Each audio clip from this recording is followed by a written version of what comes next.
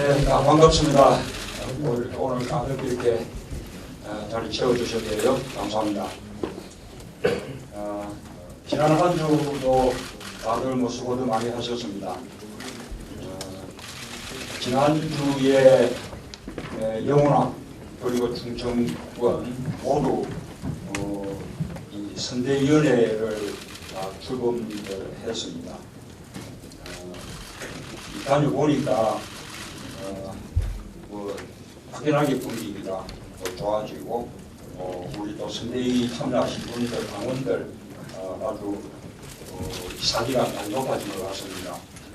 우리 의원님들이 국정감사 이렇게 마치고 활발하게 함께 이렇게 뛰어주신 그런 덕분이기도 하고 또 경선 과정에서 함께 경쟁했던 후보님들도 지금 또 팔을 굽고 이렇게 또 나서 주시고 정동영 의장도 지금 다니시고 이런 전체적으로 좀 총동원되는 그런 모습들이 분위기를 많이 촉발하고 있는 것 같습니다.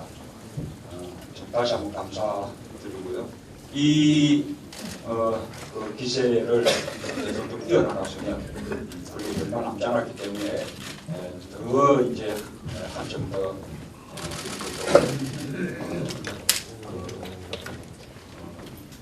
열심히 해주셨으면 하고 바랍니다. 지난주에 정치혁신 방안 제시를 했습니다. 국민들의 아주 간절한 요망이기 때문에 우리 정치를 혁신시키고 또 정치 혁신을 위해서 우리 민주통합당을 또 바꿔나가고 하는 것은 이제는 피할 수 없는 그런 이제 과제가 되었습니다. 우리가 새로운 정치와 이 경쟁민주화나 복지국가의 어떤 개혁을 위해서도 꼭 필요한 그런 과제가 되었습니다.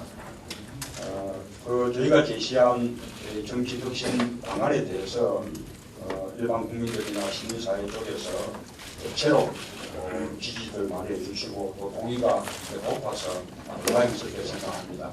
우리 당 내에서도 그에 대해서 함께 이렇게 하자는 분위기가 모아주고 있어서 아주 기쁘게 생각을 합니다. 이 정치 혁신 방안을 내면서 안철수 후보 측하고 이 정치 혁신 방안하고는 조금 이렇게 차이가 좀 보였습니다. 저는 안철수 후보의 어떤 정치 혁신 방안, 특히 국회의원 정수를 줄인다든지, 그 다음에 또 중앙당을 개시한다든지 이런 부분들은 조금 우리가 가야 될 정치 발전의 어떤 기본 방향하고는 좀 맞지 않는 거 아닌가. 오히려 국회의 대정부 견제 기능을 높여나가고 국회가 제대로 이렇게 활동하고 기능을 다하게끔 이렇게 발전시켜 나가는 것이 방향이고 또 그러려면 정당의 정치 기능도 이렇게 키워나가야 하는 것이 이제 방향이라고 보고 다만 그 가운데 국민들을 실망시켜왔던 어떤 기득권이나 특권도 또 도덕적이지 못했던 모습들 이런 부분들을 협회해 나가는 것이 방향이지 그 부분을 국민들에게 실망을 드렸다 해서 오히려 숫자를 줄이고 중앙당을 폐지하고 이런 것은 저는 조금은 맞지 않는 방향이라는 생각이 듭니다. 이러건 저러건 저희가 내놓은 정치혁신 방안 또 안철수 후보 측에서 내놓은 정치혁신 방안 이런 것을 놓고 조금 열린 좀 건강한 토론 이런 것이 있었으면 좋겠다는 생각이 듭니다. 생각이 다르다 그래서 이 상대 측의 주장을 그냥 부풀립니다. 또는 기득권 지킵니다. 이렇게 한마디로 이렇게 더 이상 토론하지 못하게 만드는 그런 것은 바람직하지 못하다고 생각합니다.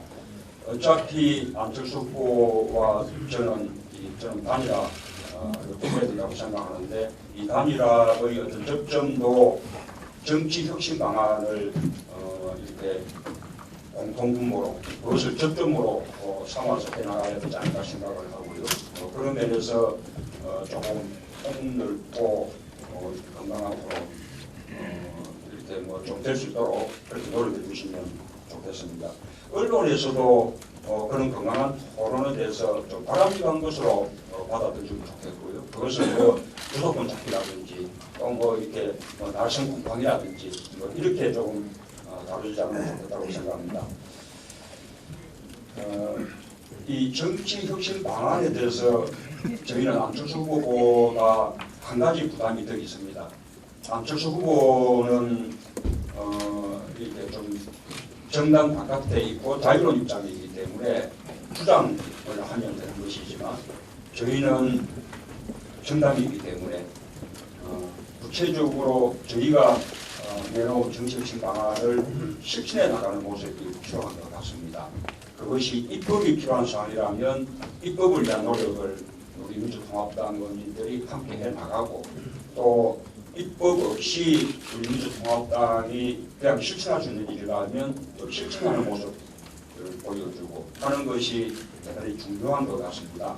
이 실천의 그 노력이 뒷받침해 줘야 저희가 제시한 정치혁신 방안이 보다 이제 실현 가능한 것이고 그 다음에 또 안정감 있는 것이고 그리고 새로운 정치라는 것도 결국은 정당의 혁신을 통해서 이루어질 수 없는 것이다 라는 이제 신뢰를 국민들 내줄 수 있다고 생각합니다. 마침 오늘 그 문제를 다룰 의원총회가 열리기로 예정이 되어 있습니다.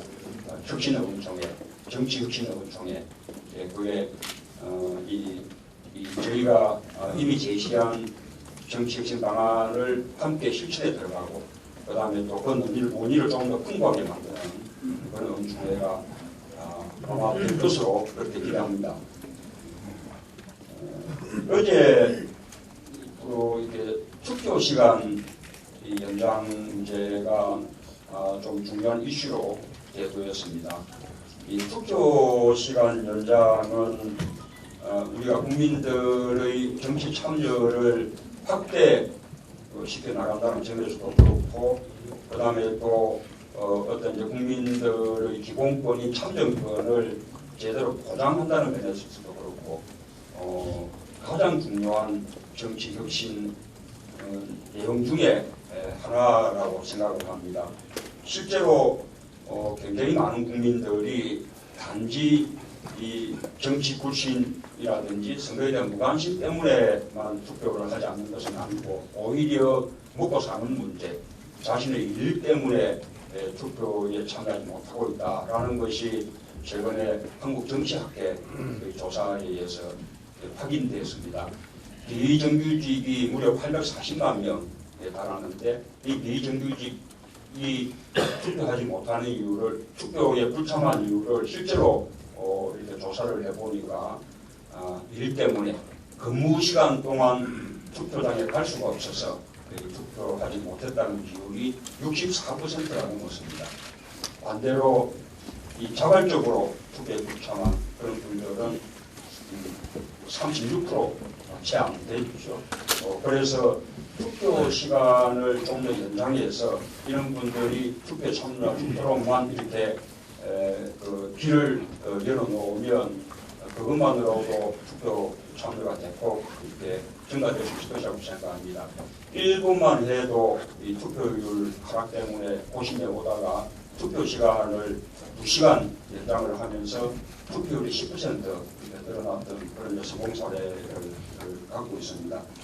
이 투표 시간 연장은 그래서 우리 민주통합당에서는 꽤 오래전부터 노력을 해왔습니다. 이미 국회가 개원된 직후에 우리 의원님들이 투표시간 연장을 위한 법안들을 발의를 했죠. 지금 3건의 법안이 나가 있고요. 9월 달에는 그 법안에 대한 법안 심사 소위가 이렇게 열리셔야 되는데 거기서 무산이 하면 바가 있었습니다. 새누리당 측의 반대로요. 그리고 우리 이제 시민 캠프에서는 그 추진을 위한 특별본부를 구성을 하고 우리 시민 캠프에서 이제 위원장님들 또 시민 캠프 대변인들이 릴레이 1인 시위를 지금까지 해오고 있습니다. 지금까지 저희가 그 부분을 당 차원에서 대대적으로 주장하지 않았던 것은 우리 당이 너무 전면에 이렇게 나서면 그것이 또 정파 간의 이해관계가 엇갈린 일종의 하나의 당리당략 차원의 문제처럼 또 이렇게 언론에 다뤄질 소지가 있기 때문에 시민 캠프를 중심으로 해서 시민사회와 함께 노력을 해왔는데 이제는 시간이 남지 않았기 때문에 우리가 우리 선대위는 할 것도 없고 민주통합당 차원에서도 조금 더 전면적으로 활발한 노력을 좀 해주셔야 될 것 같습니다.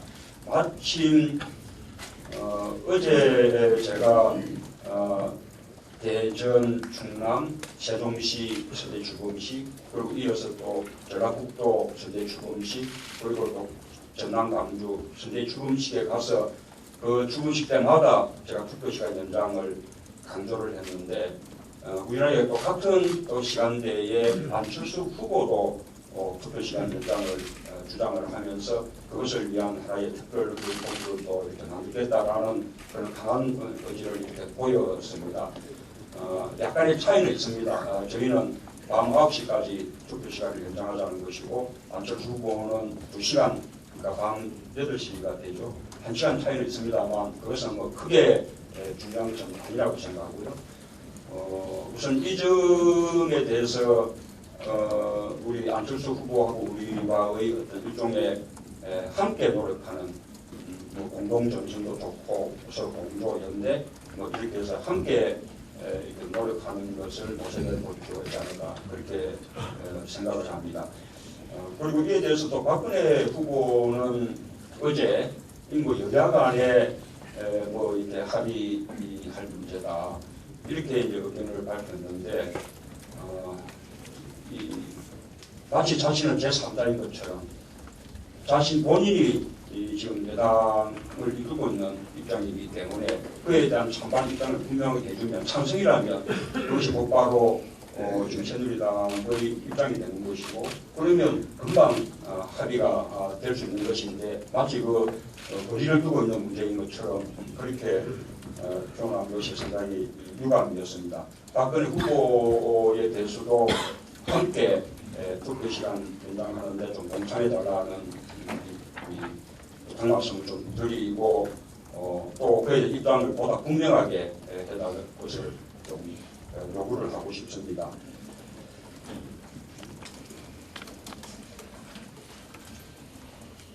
그리고 이번 주에는 이제는 조금 민생을 좀 우선하는 그런 정치를 좀 강조하려고 합니다.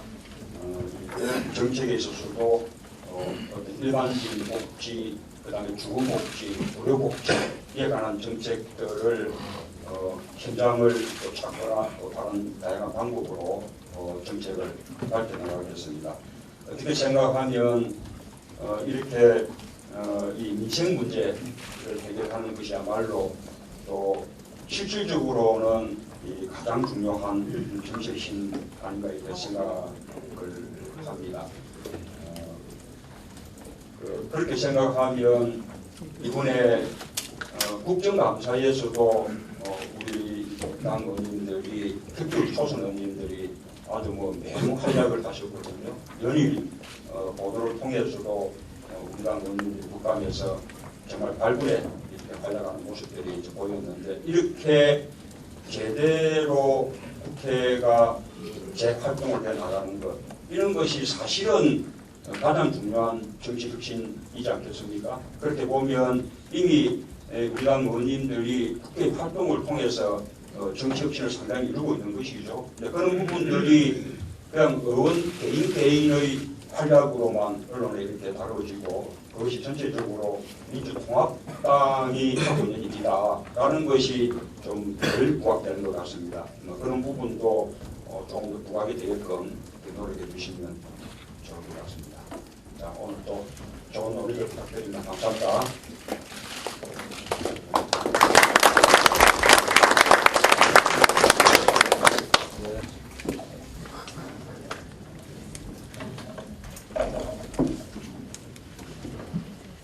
네.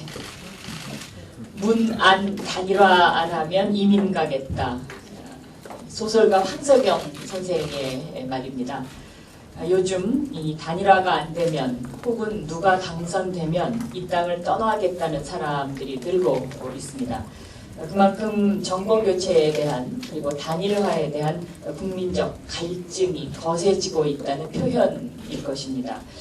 지금 가장 중요한 것은 2012년 새누리당의 재집권을 막는 것입니다. 그 과정에서 새로운 정치를 함께 만들어야 한다고 생각합니다. 문재인 후보는 이 새 정치를 위해서 안철수 후보에게 공동정치혁신위원회를 제안을 했고 공동위원회를 위해서 위원장직을 현재 비워두고 있습니다. 이에 대해서 국민의 57.3%가 정치 발전을 위해서 협력해야 한다며 찬성하고 있는 것으로 나타나고 있습니다. 아마도 국민들은 하루속히 이 두 후보가 한자리에 앉아서 정치혁신, 또 경제민주화, 민생을 주제로 토론하는 모습을 보고 싶어 하지 않나 싶습니다. 이 두 후보가 차이를 인정하면서도 새누리당의 재집권을 막는 강력한 연대와 통합의 모습을 보여주기를 국민들이 요즘 강력하게 희망하고 있다고 생각합니다. 이제 그 때가 바로 그 시점이 우리 앞에 왔습니다. 바로 이 정치 혁신과 정권 교체를 위해서 힘을 모을 때라고 생각합니다. 우리가 함께하는 방식은 일방적으로 상대를 주저앉히는 방식이 아니라 연대와 통합을 통해서 승리의 시너지를 만들어내는 것입니다. 다시 말해서 국민께 문안 인사를 잘 드리면 함께하면 반드시 승리한다고 확신합니다. 이상입니다. 네. 박수를 같이 한번 세게 치시죠. 다음은 전순옥 선대위원장님 말씀해 주시죠. 네.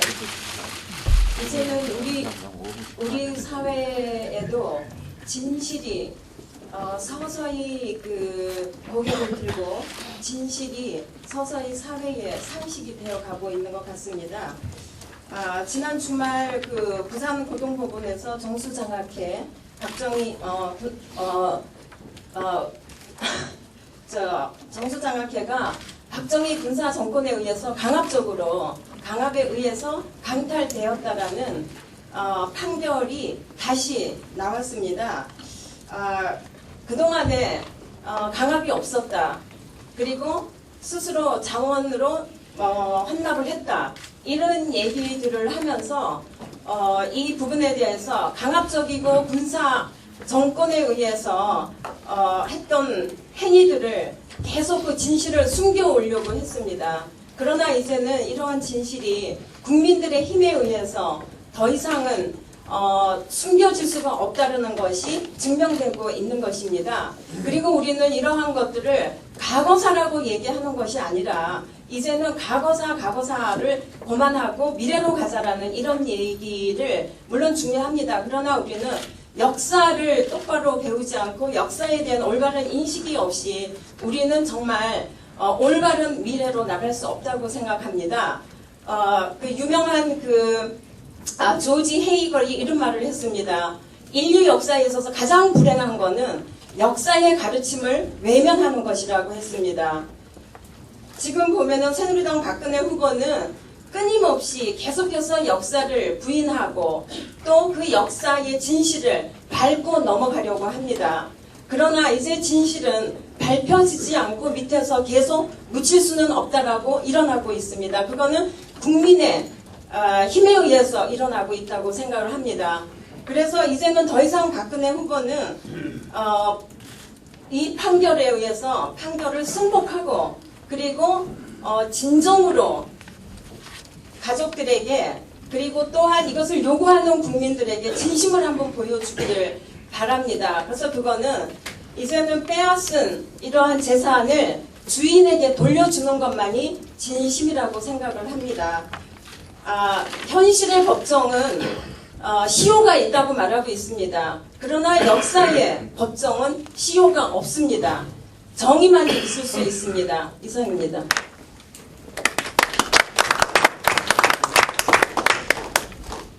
네.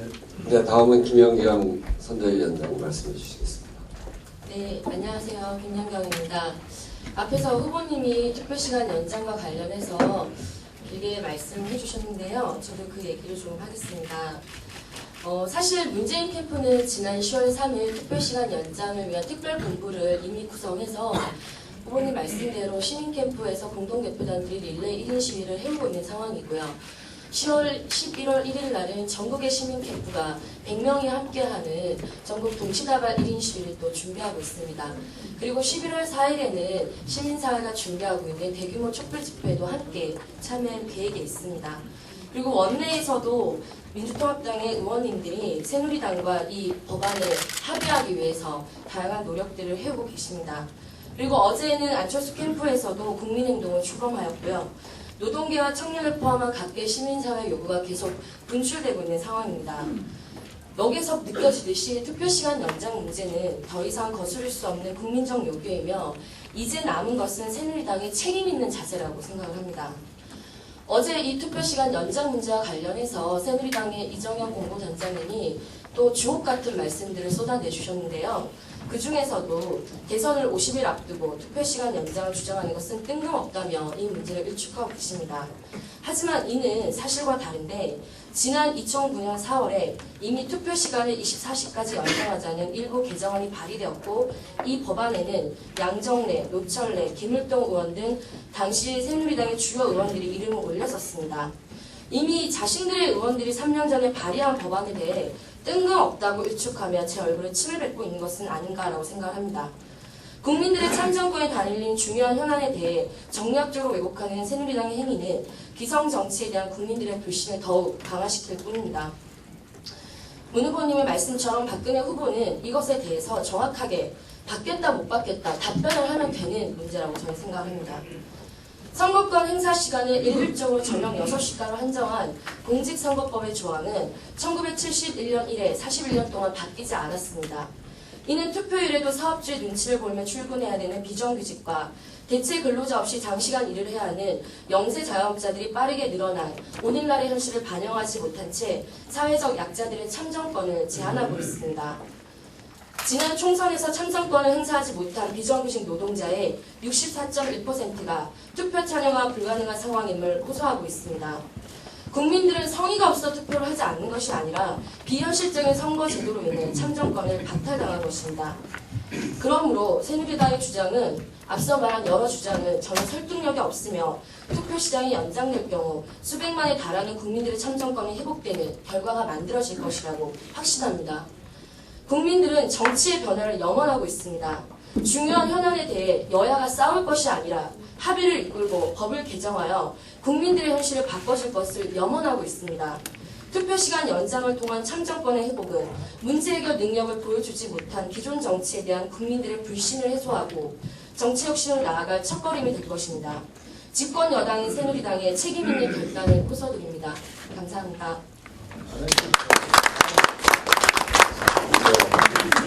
입고사항이 많았다 이런 생각이 드는데 불과 1년 전 서울시장 선거에서 어떤 일이 있었는지 기억나십니까? 바로 선관위 사이트를 디도스 공격했던 새누리당 관계자들이 있었습니다. 매우 조직적인 투표방에 책동을 했던 것이죠. 그걸 보면서 이 새누리당은 과연 국민들의 참정권, 투표 참여라고 하는 것을 조직적으로 방해하는 세력인가 아니면 이것을 보장하려는 세력인가 라고 하는 참 참담한 기분을 다시 한번 1년 만에 느꼈습니다. 저희가 정치혁신을 위한 국민대 토론회를 진행했는데요. 이게 참 굉장히 많은 이야기들이 있었습니다. 우리가 세계적 IT 강국이라고 하는데 꼭 거소에서만 투표해야 한다. 고속도로 휴게소나 그다음에 기차역 같은 데서도 충분히 투표할 수 있다. 투표를 체계적으로 잘 관리할 수 있다는 선관위의 이야기도 있었습니다. 그만큼 이제 선거 문화, 그러니까 투표 문화 시스템 자체도 변화해야 할 시점이 되었던 거죠. 앞서 이 투표의 형식이라고 하는 것이 60년대 이래 거의 고정되어 있다고 하는데 시대의 변화에 맞게 투표 시간 연장도 필요하고 또한 시민들이 아주 편하게 투표에 참여할 수 있도록 그 시스템도 반드시 바꿔야 할 것 같습니다. 하나만 좀 염려가 돼서 말씀드리는데요. 검찰, 경찰, 선관위는 또다시 어떤 새누리당 관계자들이 조직적인 투표방해 세력, 투표방해 행동을 할지도 모르니 이들에 대한 철저한 감시가 필요한 거 아니냐, 이 말씀을 꼭 드리고 싶습니다. 그리고 선관위가 지난번 서울시장 선거 때 이 투표소를 굉장히 많이 이동시켜서 유권자들에게 엄청난 혼란을 불러일으키지 않았습니까? 이 문제도 일찍부터 좀 준비를 해서 누구나 정말 편하게 투표할 수 있는 그런 상황이 되었으면 좋겠고, 노동부 역시 투표 당일날 특근을 시키는 이런 어떤 부당 노동 행위를 하지 않도록, 못하도록 철저한 감시를 했으면 좋겠습니다. 이상입니다.